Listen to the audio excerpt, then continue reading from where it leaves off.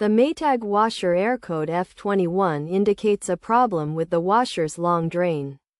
This issue can be caused by a blocked drain hose or a malfunctioning pump. To resolve the issue, start by checking the pump.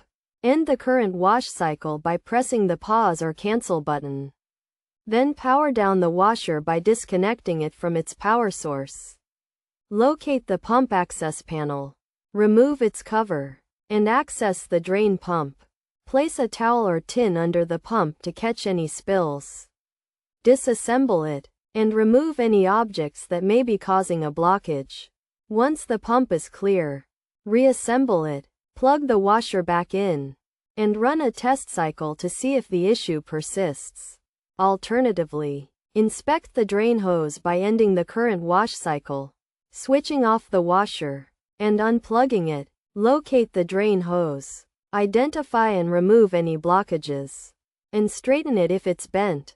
After clearing the hose, reassemble the parts, ensuring each one is securely in place.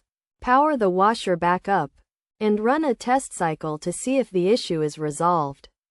By following these steps, you should be able to fix the Maytag washer error code F21.